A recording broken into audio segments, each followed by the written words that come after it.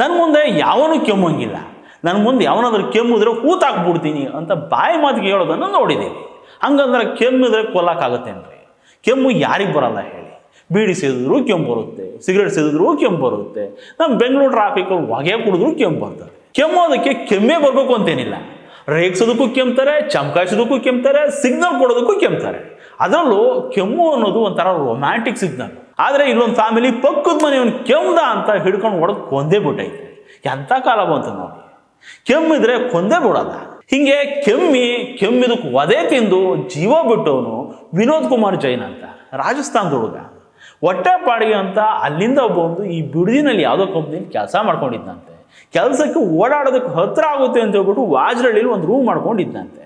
ಅದೇನು ತಿನ್ನೋ ಏನೋ ಇವನಿಗೆ ರಾತ್ರಿ ಎಲ್ಲ ಕೆಮ್ಮು, ಸಿಕ್ಕಾಬಟ್ಟೆ ಕೆಮ್ತಿದ್ದಂತೆ. ಇವನು ಕೆಮ್ಮೋದು ಪಕ್ಕದ ಮನೆಯಲ್ಲಿದ್ದು ಒಂಬೈನವ್ರಿಗೆ ಡಿಸ್ಟರ್ಬ್ ಆಗ್ಬಿಟ್ಟೈತೆ. ಈ ಬೆಂಗಳೂರಲ್ಲಿ ಗೋಡೆ ಸೇರಿಸ್ಬಿಟ್ಟು ಮನೆ ಕಟ್ಬಿಟ್ಟಿರ್ತಾರೆ. ಪಕ್ಕದ ಮನೇಲಿ ಕೆಮ್ಮಿದ್ರು ಕ್ಯಾಕರ್ಸಿದ್ರು ಎಲ್ಲ ಕೇಳ್ತದೆ. ಈ ಒಂಬಯ್ಯ ಕಿಟಕಿ ಬಾಗಿಲು ಹಾಕೊಂಡು ಗೊಬ್ಬರ ಹಾಕೊಂಡು ಮಲಗಿದ್ರು ಆಗೋಗ್ಬೋದು. ಇವರು ಹಂಗೆ ಮಾಡಲಿಲ್ಲ. ಯಾವನ ಇವನು ದನ ಕೆಮ್ಮಂಗೆ ಕೆಮ್ತಾನಲ್ಲ, ಇವನಿಗೆ ಸರಿಯಾಗಿ ಬುದ್ಧಿ ಕಲ್ಸ್ಬಿಡ್ಬೇಕು ಅಂತೇಳಿ ಎದ್ದು ಸೀದಾ ವಿನೋದ್ ಮೇಲೆ ಜಾಡಕ್ಕೆ ಹೋಗೇಬಿಟ್ರು. ಇನ್ನೊಂದು ಸಾರಿ ಕೆಮ್ಮಿದ್ರೆ ಪರಿಸ್ಥಿತಿ ನೆಟ್ಕಿರಲ್ಲ ಅಂತ ಆವಾಜ್ ಹಾಕಿದ್ರು. ಆವಾಜಿಗೆ ಕೆಮ್ಮು ನಿಲ್ತದ?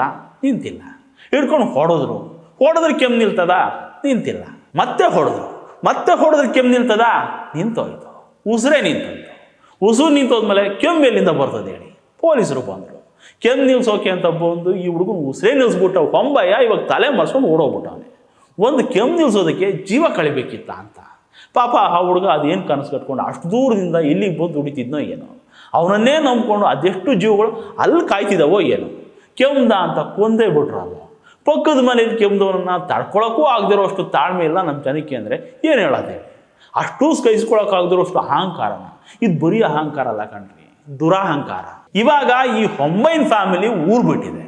ಎಲ್ಲಾದರೂ ಬಿಡಲ್ಲ ಬಿಡ್ರಿ. ಪೊಲೀಸರು ಹೋಗಿ ಹಿಡ್ಕೊಂಡು ಬಂದು ಜೈಲಿಗೆ ಬಿಡ್ತಾರೆ. ಅಲ್ಲಿ ಕೆಮ್ಮೋದ ಯಾಕೆ ಸುಗಿದ್ರು ಸುಮ್ಮನಿರ್ಬೇಕು.